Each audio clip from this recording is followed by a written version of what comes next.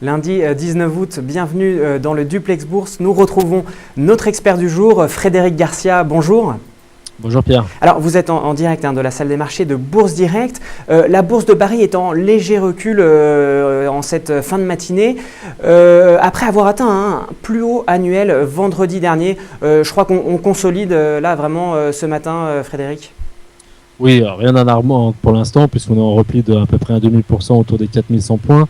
Donc c'est somme toute logique puisqu'on avait inscrit vendredi dernier un plus haut annuel, un énième plus haut annuel. Et il faut noter aussi qu'on avait fait un cycle de 8 semaines consécutives de hausse. Alors on entame la 9e, elle sera peut-être aussi positive, mais ça on verra ça vendredi soir. Voilà, donc un plus haut à 4123,89 vendredi. Ce matin, on a flirté avec le plus haut à 4000 au-dessus des 4122. Voilà, puis là pour l'instant on consolide. C'est sain. Je dirais que c'est ça, on peut même aller un petit peu plus bas sans remettre en cause le mouvement.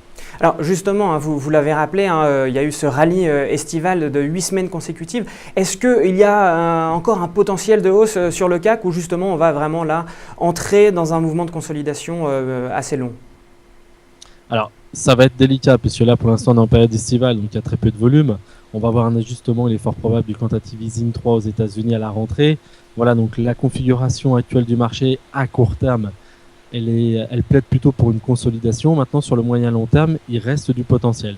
Il faudra voir quelle va être la réaction des marchés américains une fois qu'on aura donc ces chiffres-là et le réajustement du quantitative easing 3.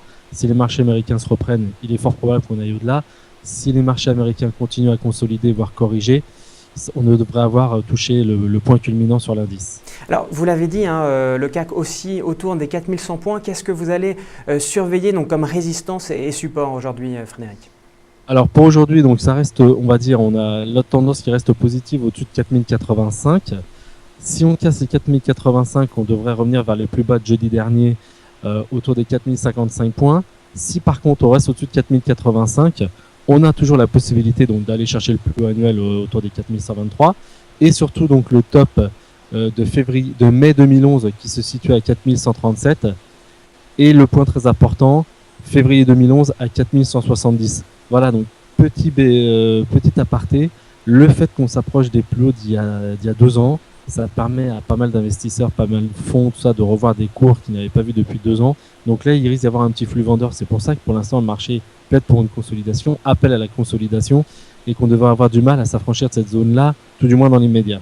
Alors, quelles sont les valeurs les plus vendues justement en séance? Alors, la plus forte baisse du CAC 40, c'est Lafarge.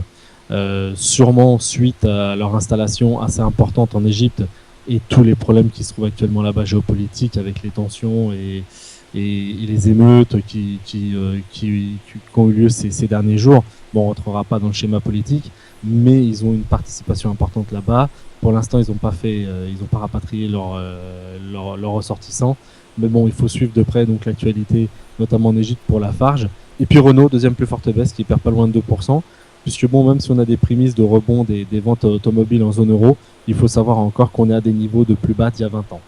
Alors à Wall Street, maintenant, les marchés d'actions ont terminé en légère baisse vendredi, clôturant la plus mauvaise semaine de l'année pour le Dow Jones, avec comme toile de fond, vous l'avez dit, ce changement de politique du QE3. À quoi peut-on s'attendre cet après-midi à 15h30 et plus largement pour la semaine à Wall Street? Alors comme vous l'avez souligné, pour l'instant on est en décorrélation par rapport au marché américain, ce qui est relativement rare pour être souligné, puisqu'il y a de cela une semaine, on avait fait plus 0,6 sur le CAC 40 contre un bilan hebdomadaire de moins 0,8 sur le Dow Jones. Et la semaine dernière, on a fait plus 1,16 sur le CAC 40 de performance contre un Dow Jones donc, qui a perdu 2,2%, autant un petit peu plus, un petit peu moins sur le Nasdaq que sur le S&P 500. Donc c'est intéressant à noter. Pourquoi? Tout simplement parce qu'on est sorti au deuxième trimestre de la récession en zone euro. Donc on a l'impression qu'il y a un flux de capitaux qui traverse l'Atlantique et qui arrive ici sur les marchés européens. Donc on va surveiller de très près la réaction des marchés américains qui consolident depuis 2 semaines. On a des futurs qui pour l'instant plaident pour une ouverture à l'équilibre. Si on arrive à se reprendre, on devrait donc pouvoir logiquement aller rechercher peut-être pas les plus hauts annuels, mais s'installer de nouveau dans un mouvement durable à la hausse sur les indices américains. Aujourd'hui on n'a pas grand-chose sur le plan économique, encore moins sur le plan micro, donc les publications d'entreprise.